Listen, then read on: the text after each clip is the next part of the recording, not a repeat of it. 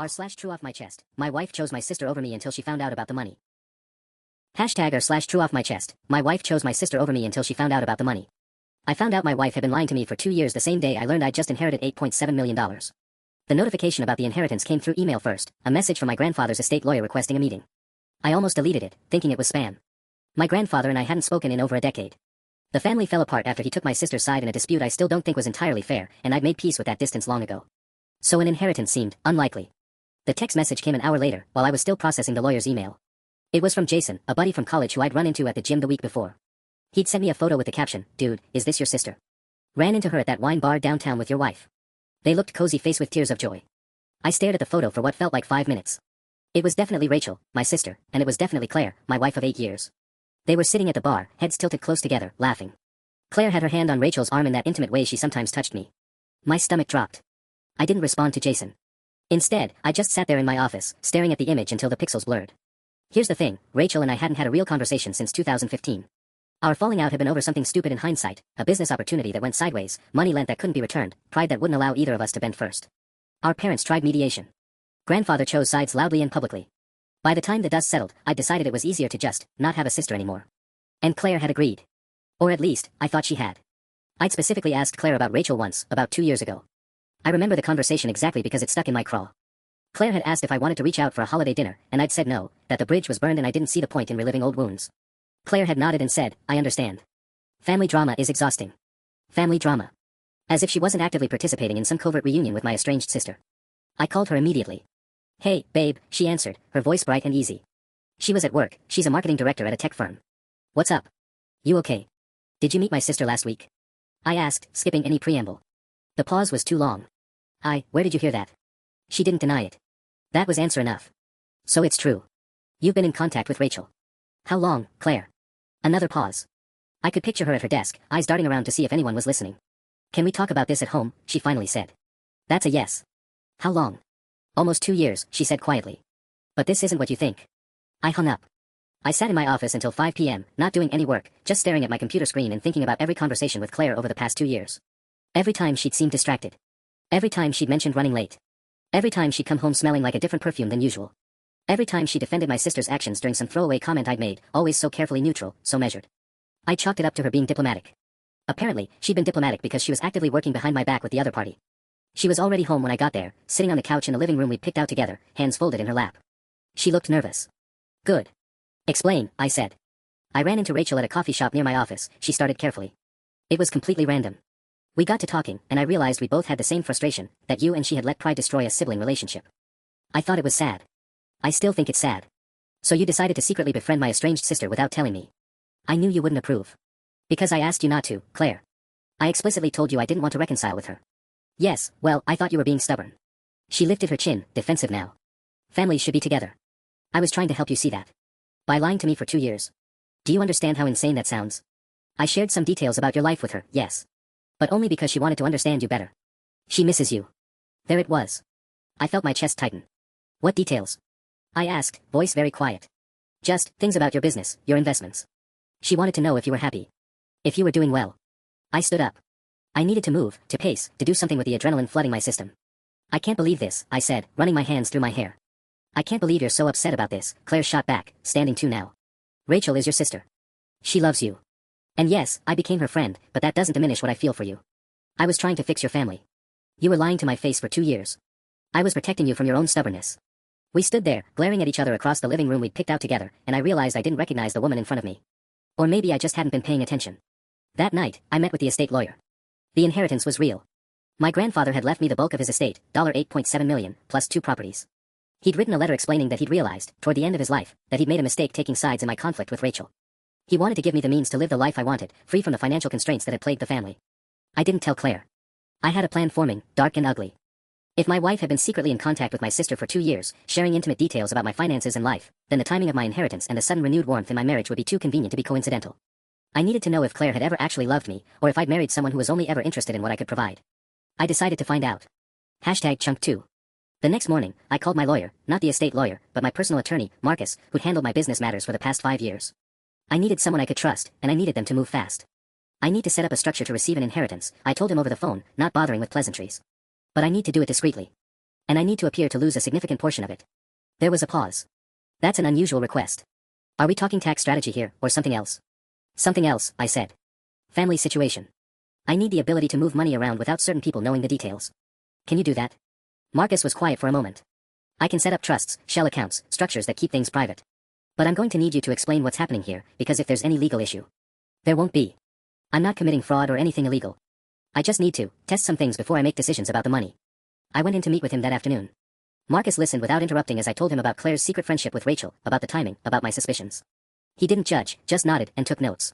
Okay, he said when I finished. Here's what we can do. The estate will transfer the funds to a trust in your name. Publicly, you can claim that the bulk of it went to taxes and legal fees, which is actually realistic for an estate this size, so it won't raise suspicions. We can put the actual money in several accounts under different structures. Some of it we can make appear to be lost through a series of failed investments, if you want. How failed are we talking? Depends. How much do you want to lose? On paper, I mean. I thought about Claire's face when she told me she'd been sharing details about my finances with my sister. I thought about how quickly things had changed between us the moment the inheritance notification arrived. Most of it, I said. I want to appear to have lost most of it. Marcus sat back in his chair and studied me for a long moment. This is going to hurt a lot of people, you know. Including you. I know. And once it's done, it can't be undone. If this is about testing your wife's loyalty, there are easier ways. I don't want easier. I want to know the truth. He exhaled slowly. Okay. But we need to be smart about this. We can't make it look like the losses happened all at once. That would raise red flags. We'll need to show a series of bad decisions over the next few months, a startup that failed, a real estate venture that went south, market downturns on certain investments. It'll be subtle enough that it looks genuine. How long? 3, 4 months. We want it to look authentic. And in the meantime, you can't tell Claire any details about the inheritance. She can't know how much you actually got, where it's going, any of it. I nodded. What about my sister? I need to figure out her angle too. You'll need to reach out to her, Marcus said. Or at least seem open to reaching out. If you suddenly become friendly, Claire will absolutely tell Rachel, and you'll get a pretty quick sense of whether Rachel's interest is genuine or financial. I hated how clinical that sounded. Testing my family like they were variables in an experiment. But I was past the point of caring about the ethics of it. That evening, I did something I hadn't done in 8 years. I texted Rachel. *K.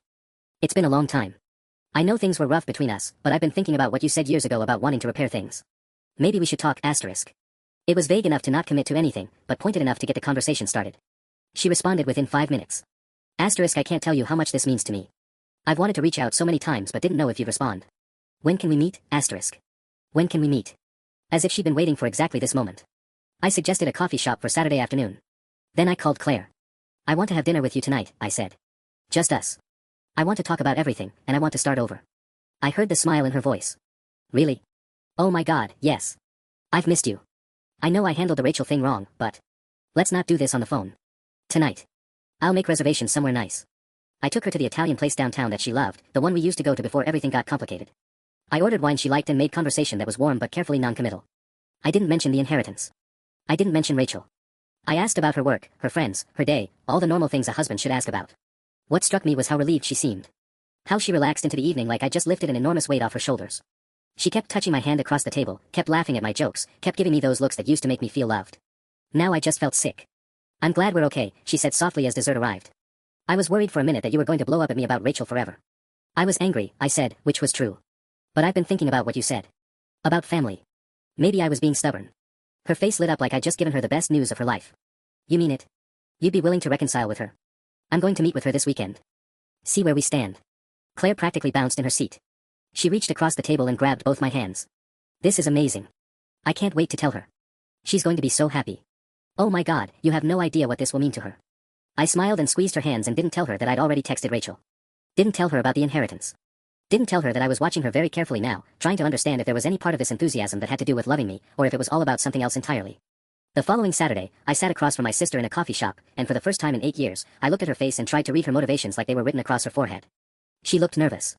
She looked hopeful. She looked like she was waiting for me to say something, and I couldn't tell if that something was, I forgive you, or I'm rich now. It's been a long time, I said finally. Too long, Rachel agreed. I've missed you so much. I know I messed up back then. I know I took things too personally, and I should have tried harder to fix it. But I want you to know that I never stopped thinking about you. Never stopped wishing things were different. It sounded sincere. It felt genuine.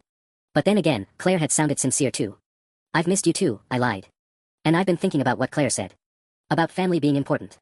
Rachel's eyes widened slightly at the mention of Claire. Interesting. A flash of something crossed her face, excitement. Relief? Anticipation. I'm really glad you're open to this, she said carefully.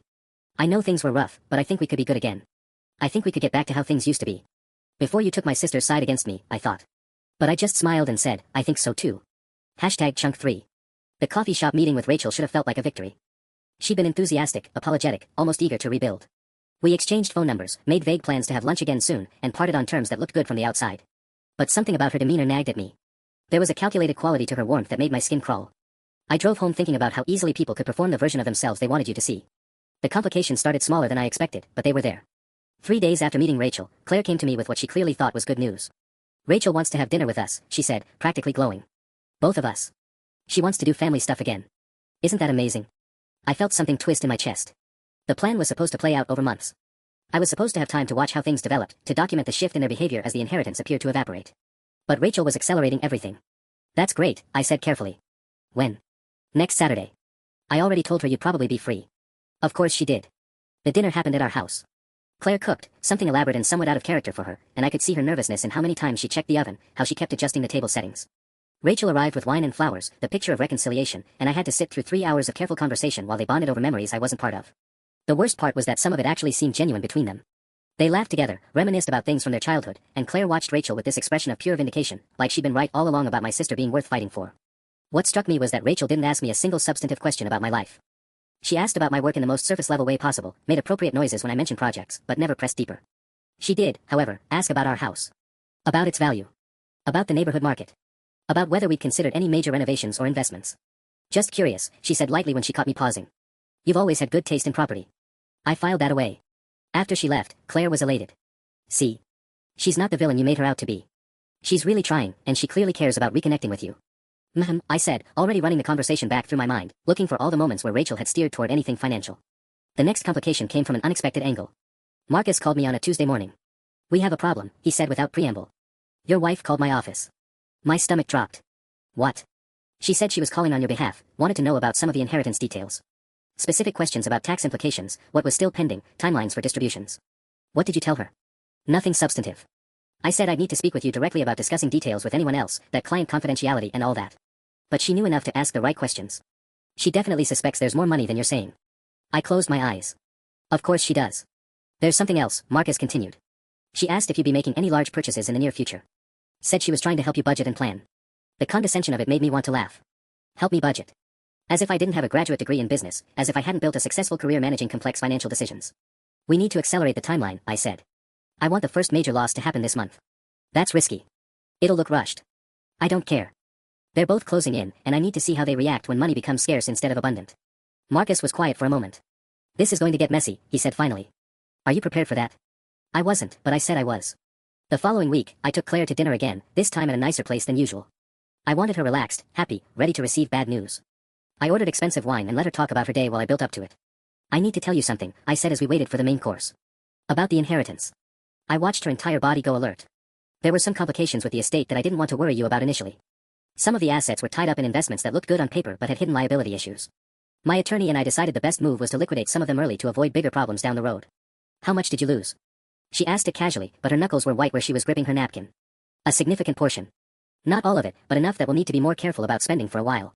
I watched her face cycle through several emotions, shock, disappointment, calculation. She recovered quickly, reaching across to squeeze my hand. That's okay, she said, but something had shifted in her eyes. We'll be fine. We have stable jobs, we don't need. It was a lot, Claire. I'm talking hundreds of thousands. The squeeze on my hand tightened briefly, then released. Oh, she said quietly. Well, did you consult with anyone before liquidating? Maybe there were other options. It's done, I said. The important thing is containing the damage. She nodded, but I could see her mind working, recalculating. The relief that had been present during our recent dinners was evaporating in real time. Have you told Rachel? She asked. No. Why would I? She's family. She'd probably want to know. To be supportive. There it was. The slip. The confirmation that she was already thinking about how this would affect Rachel, how Rachel might react, what Rachel would need. I drove home in near silence while Claire stared out the window, occasionally making small comments that felt rote and disconnected. By the time we got to the house, she claimed a headache and went to bed early. I sat in our living room in the dark and realized I was about to lose someone I'd built 8 years of life with. And the worst part was, I'd already made peace with it. The trap was set. All I had to do now was wait to see how quickly they scrambled to abandon me.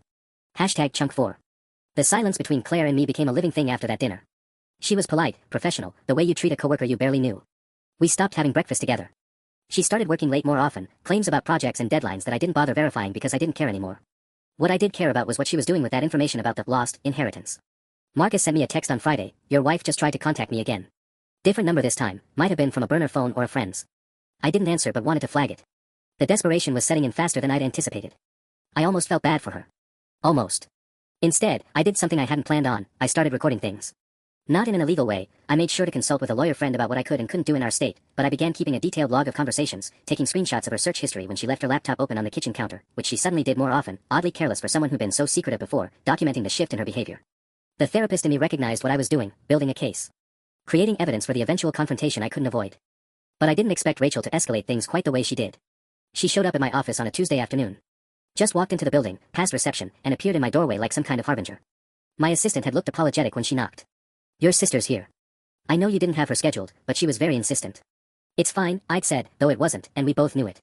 Rachel closed the door behind her and sat down without being invited. She looked different than she had at the family dinner. Harder, maybe. Or less interested in maintaining the softness she'd been performing. "Claire's falling apart," she said without preamble. "She's been calling me constantly, asking questions about you, about your mental state, about whether you're making good decisions financially. She's terrified." I leaned back in my chair and studied her. "Is she?" "She is. And I'm concerned too, honestly. Losing hundreds of thousands of dollars that fast. That's not normal behavior. Did you actually consult with professionals, or did you just panic?" She leaned forward, and I saw it then, the genuine concern on her face. Which made it somehow worse. She actually believed I was falling apart. She thought the money was really gone. The predatory instinct underneath all her solicitude was probably rooted in actual worry that I was a financial incompetent about to blow through what remained. "I made the decision I felt was best," I said carefully. "Did you, though?" She stood up and started pacing, which was very Rachel. She'd always been a pacer when she was working through something. "Because from where I'm sitting, it looks like you might be having some kind of crisis. And I'm wondering if maybe you should talk to someone. A therapist, maybe, or... Are you suggesting I'm mentally unstable?" "I'm suggesting that losing that much money that quickly, without consulting anyone, isn't normal." She stopped pacing and looked at me directly. "And I'm also suggesting that Claire is scared. She loves you, and she's scared, and she's reaching out to me because she doesn't know what else to do." The performance was actually impressive. The concern in her voice sounded real. The worry lines on her forehead looked genuine. She'd had years of practice at this, I realized. Years of convincing herself that she was the injured party, that her motivations were pure, that she was just trying to help. "Tell Claire she doesn't need to worry," I said. "I know what I'm doing." "Do you?" Rachel pulled out her phone. "Because I did some research, and I wanted to ask you about something. The investment firm you liquidated with, Castellan Capital. They don't have any record of you as a client." I called them. My blood went cold. She'd actually called. She hadn't just accepted the story, she'd investigated. "That's private financial information," I said, stalling. "It is, which is why they wouldn't confirm or deny anything. But they also wouldn't say that you were a client, and in my experience, legitimate firms will at least acknowledge that much if you're associated with them." She sat back down, and now her expression had shifted into something almost predatory.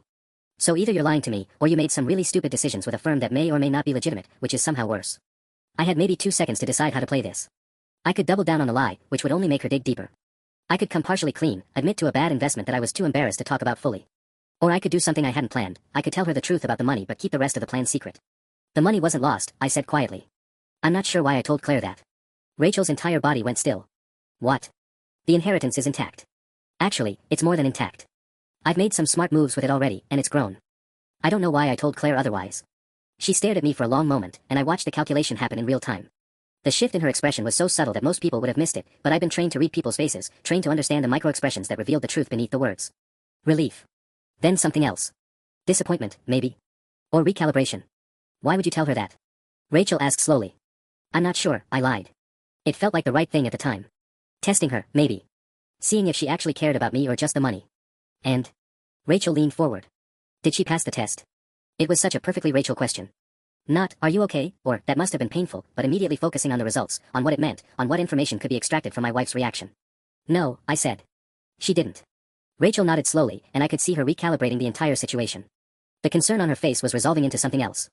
Something that looked almost like sympathy, but which was probably just her adjusting her strategy now that she knew what the actual stakes were. "You should tell her the truth," Rachel said finally. "Tell her you were testing her, tell her the money is still there. Give her a chance to explain her reaction." "Why would I do that?" "Because," Rachel said, standing up to leave, "marriages are about trust. And right now, you're operating on the assumption that she doesn't love you. But maybe you're wrong. Maybe you should find out for sure before you blow everything up." She left without another word, and I sat in my office realizing that I'd just made a critical error. I'd shown my hand. And now both of them knew that I was testing them, which meant the next phase would be them testing me. The trap had just become a lot more complicated. #Chunk5. I didn't sleep that night. I lay in bed next to Claire, listening to her breathe, wondering if she was actually asleep or if she was doing the same thing I was, lying in the dark, running through scenarios, calculating moves like we were both playing 4D chess and had just realized the board had shifted. She'd asked me about Rachel's visit before dinner. Your sister came to see you. Yeah. Nothing important, I'd said, and watched her accept that lie without question. That was almost worse than her searching for the money, this casual acceptance of whatever I told her, the absence of genuine curiosity. A wife who actually loved you would have pressed.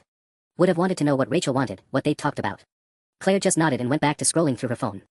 By Wednesday morning, I'd made a decision. I needed to talk to Marcus. Not about the plan, I wasn't ready to fully expose what I was doing, but about what came next. Because Rachel had been right about one thing, I couldn't operate like this indefinitely. Eventually, this would blow up, and I needed to understand the full scope of what I was dealing with. We met at our usual coffee shop, the one halfway between our offices where no one really knew us. Marcus looked tired. There were new lines around his eyes that I didn't remember from a month ago, and I wondered if I'd done that to him, dragged him into my spiral, made him complicit in something that was starting to feel less like truth-seeking and more like paranoia. Rachel called me again, he said before I'd even sat down. Yesterday. She said she was worried about you, said you told Claire the inheritance was lost but now you're claiming it's fine, and she wanted to know if you seemed okay mentally. I ordered a coffee I didn't want and tried to process that. She's building a narrative. Of course she is. That's what Rachel does. She's very good at making herself the concerned party. She told me she thought maybe you were having some kind of manic episode, that the erratic financial decisions followed by the lies suggested possible mental health issues. He paused. She was very subtle about it. Very careful not to actually say you're mentally unstable, just to pose the question in a way that makes people think about it. That's strategic. That's family, Marcus said quietly. He stirred his coffee even though he always drank it black. Look, I know I've been helping you with this, and I still think you deserve answers. But I'm starting to worry that maybe Rachel has a point, not about you being unstable, but about this whole thing being unhealthy. You're documenting conversations, you're orchestrating situations, you're building a case against two people who claim to love you. And yeah, maybe they don't, but have you considered what happens after you prove it? What do you mean? I mean, what's the endgame here? You expose Claire and Rachel. You prove they're selfish and greedy. Then what? You divorce your wife, you stay estranged from your sister, and you've got proof of their betrayal. Does that actually make you feel better? Or does it just leave you alone with a lot of evidence that nobody actually gave a shit about you? I didn't have an answer for that.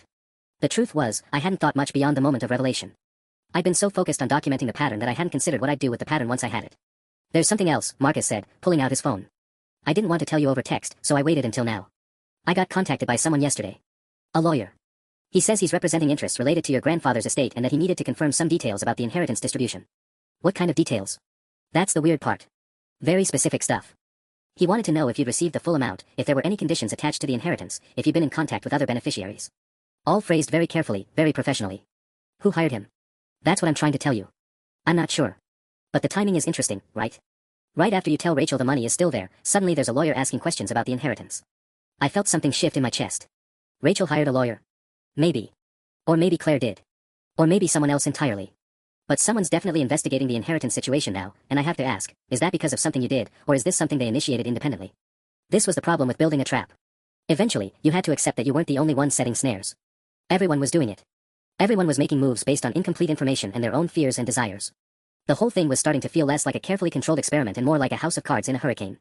I need to hire a lawyer, I said. A real one. Someone who can help me understand what's happening legally. I think that's smart. But I also think you need to consider something else. Marcus put his phone away and looked at me directly. Whatever is happening between you and Claire, whatever happened between you and Rachel, it's bigger than you now. You've brought lawyers into it, you've got documentation, you've got competing narratives about who said what and what it means. This is going to escalate in ways you might not be able to control. He was right. I could feel it. The situation had momentum now, like a boulder rolling downhill, and I was standing too close to the edge. When I got back to the office, there was an email waiting for me. From Claire. Short and professional. Asterisk, I need to talk to you about something. When you get home tonight. It's important. Asterisk. That could have meant anything. It probably meant nothing. But I read it 17 times, trying to decode the subtext, trying to figure out what she discovered or decided or done in the hours since Rachel had presumably reported back to her. I spent the rest of the afternoon in a state of heightened awareness, every email notification making me jump, every text a potential revelation. By the time I left the office, my hands were shaking. The drive home had never felt longer. #chunk6. I pulled into the driveway at 6:47 p.m. I know the exact time because I checked my phone obsessively, as if the minutes mattered, as if knowing when I arrived would help me control what came next. The house was dark except for the kitchen light, which meant Claire was home and waiting. She'd probably been waiting all day. I sat in the car for 5 minutes before going inside. Not because I needed to prepare myself, I'd had the whole drive home to do that, but because once I walked through that door, everything became real. As long as I was still sitting in the car, I could still pretend this was all still theoretical, still something I could walk away from if I decided to. But I did walk inside. Claire was at the kitchen table with a glass of wine. Not her usual one glass with dinner, but clearly the second or third of the evening based on the bottle level and the slightly too present way she was sitting, rigid, controlled, the posture of someone holding themselves together with effort. She didn't stand up when I came in. Didn't smile. Just watched me put my keys on the counter with the intensity of someone studying a complicated mathematical equation. Hi, I said, because I had to start somewhere. We need to talk about money, she said. No preamble. No, how was your day? Just straight to it. My stomach tightened. Okay. I've been thinking about what you said. About the inheritance being gone. And I realized I never actually asked you the details. I never asked what happened, where it went, any of it. I just accepted it. She took a sip of wine. Which now seems like a strange reaction when you think about it, doesn't it? Your wife just tells you a substantial amount of money disappeared, and you don't ask any follow-up questions. I sat down across from her slowly. You're right. You should have asked. I know I should have. But here's the thing, Rachel came to see me today. After she saw you. Of course she had. I'd known that was coming, but hearing it confirmed still felt like being punched in the stomach. She said she was concerned about you. She said you told her the money was fine, but you'd already told me it was gone, and she was worried that maybe something was wrong. Mentally. That maybe you were having some kind of episode. Claire paused, letting that land. She was very careful about how she said it. She didn't come out and say you were unstable. She just asked the question in a way that made me start wondering. What did you tell her? That I didn't think you were having an episode. That you've always been rational and careful with money, even if you make unconventional decisions sometimes. She looked at me directly. But then I started thinking. And I realized something. My hands were gripping the edge of the table hard enough that my knuckles had gone white. I realized that when you told me the money was gone, I didn't actually process it as bad news. I was upset, sure, but I was also relieved. Which is a strange emotion to have when your husband tells you he's lost millions of dollars. So I've been sitting here all day trying to figure out why I felt relieved, and I think I know.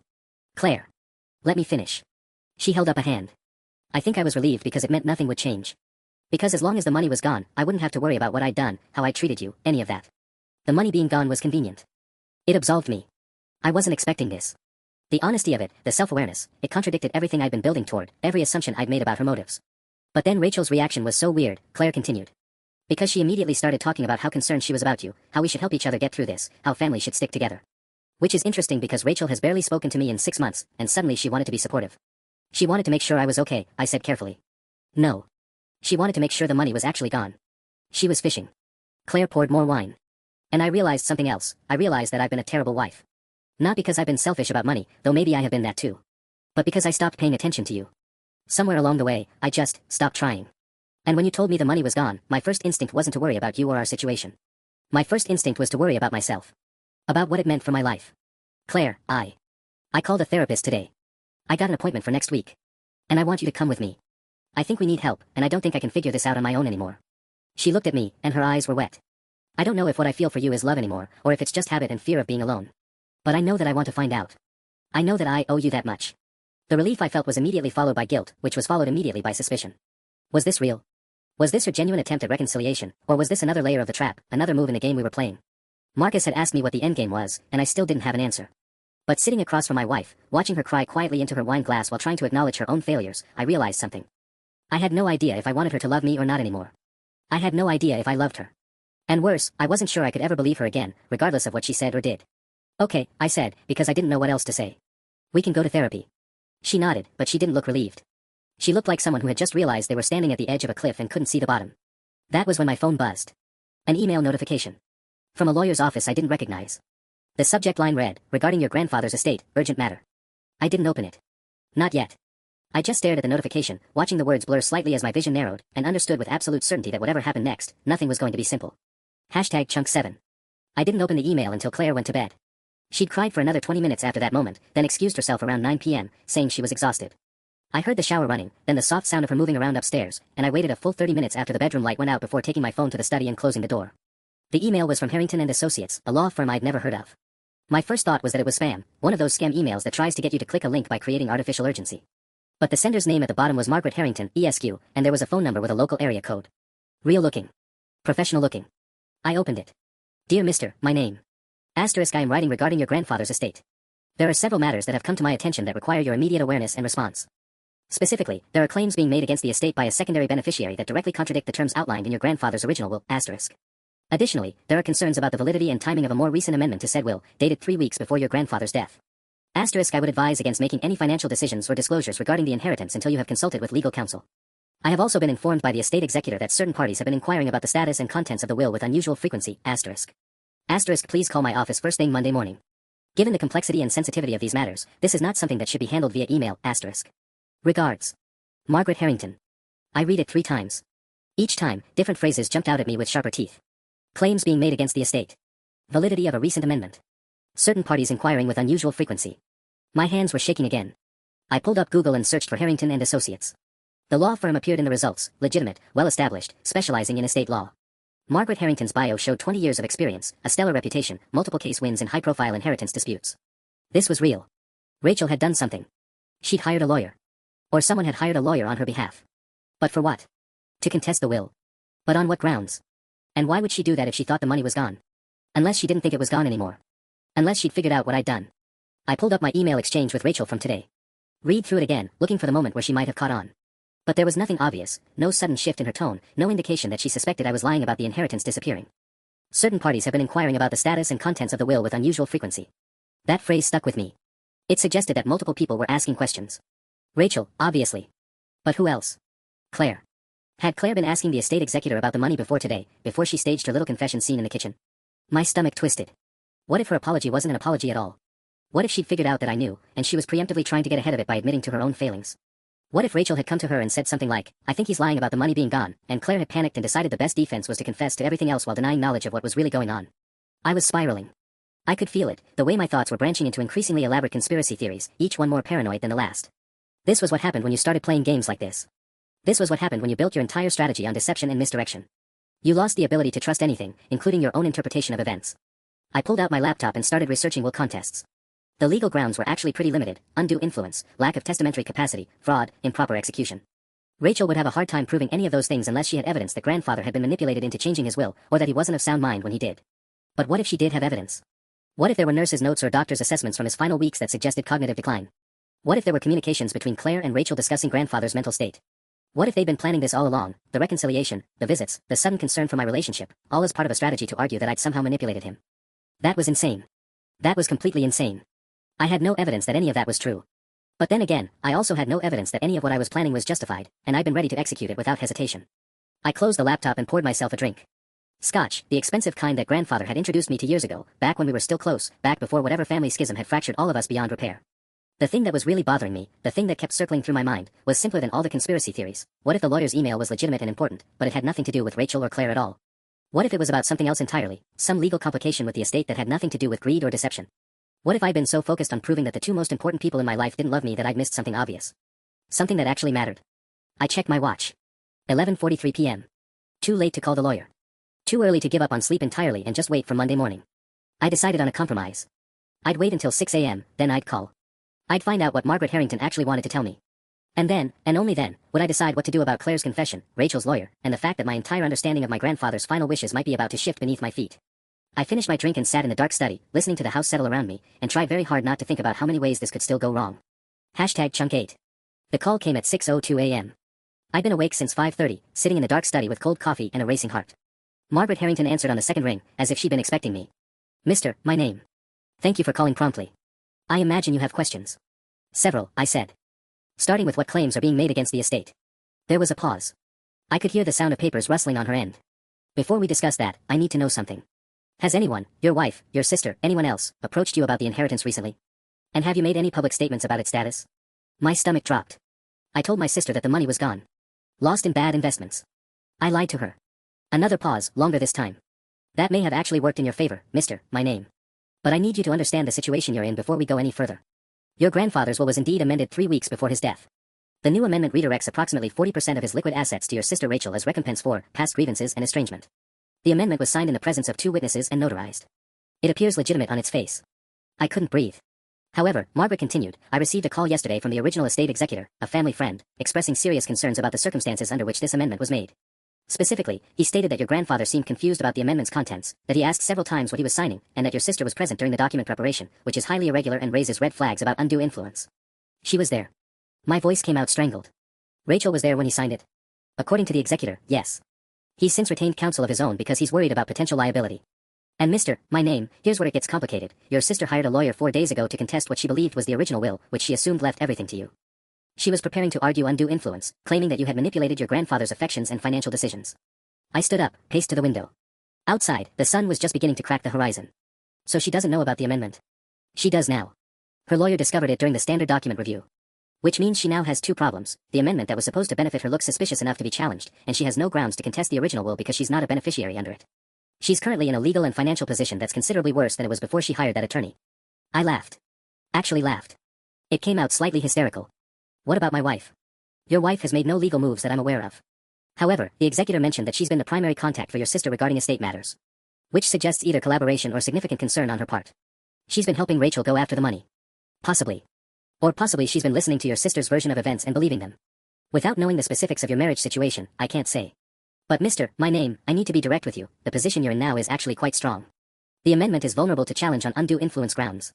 You have a legitimate claim to the full estate based on the original will. And crucially, you have documentation, your email to your sister, confirming that you told her the money was gone. If you did that in good faith belief, it undermines any allegation that you were attempting to manipulate her. I did it deliberately, I admitted. To test whether she actually cared about me or just the money. There was a long silence on Margaret's end. I would advise you not to volunteer that information to anyone. What matters legally is what you can prove, not your internal motivations. Now. Here's what I recommend. You come into my office, we review the full will, we discuss the amendment in detail, and we develop a strategy. But Mr. My name, before we do any of that, I need to ask you something important. What do you actually want from this situation? Do you want to contest the amendment and secure the full inheritance? Do you want to reach some kind of settlement with your sister? Do you want to repair your relationship with her? These aren't legal questions, but they will determine which legal strategy we pursue. I sat back down in the study chair.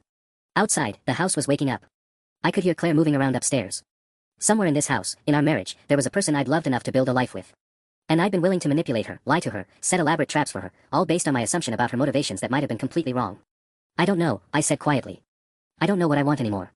Then I'd suggest you figure that out before Monday. Because whatever you decide to do legally, you're going to have to live with it. And living with regrets about the financial outcome is usually easier than living with regrets about the relationships. After I hung up, I sat in the dark for another hour. Then I went upstairs, knocked on the bedroom door, and found Claire awake, staring at the ceiling. We need to talk, I said. Not about therapy. Not about what you did. About what I did. About what I was planning to do. All of it. She sat up slowly, her eyes red from crying. Okay, she whispered. So I told her. Everything. The lie about the money, the plan to test her, the email from Margaret Harrington, the amendment my sister had somehow managed to get my grandfather to sign. I told her about my suspicion that she and Rachel had been working together, and I told her that I no longer knew if that suspicion was fair. She listened without interrupting. When I finished, she was quiet for a long time. I wasn't helping her go after the money, she finally said. I was trying to help her because I thought you'd been unfair to her. And the more time I spent with her, the more she seemed like the victim and you seemed like the villain. But I never asked about the inheritance. She mentioned it, I listened. I didn't help. Did she ask you to? No. Never directly. But I knew that's what she wanted. And I was so focused on being on her side that I didn't question why. I nodded. We're both a mess. Yeah, Claire agreed. We are. I don't know if we can fix this. I know, she said. But I think we should try. And I think you should call Rachel. Before your lawyer calls her. Before she finds out about the amendment through her own attorney. She needs to hear it from you. I wanted to refuse. I wanted to let her sit in the stress of not knowing. But Claire was right. That wasn't justice. That was just cruelty dressed up as honesty. Okay, I said. Okay, I'll call her. What happened next wasn't redemption. It wasn't a neat resolution where everyone learned their lessons and lived happily ever after. But it was honest. And after everything, that felt like enough.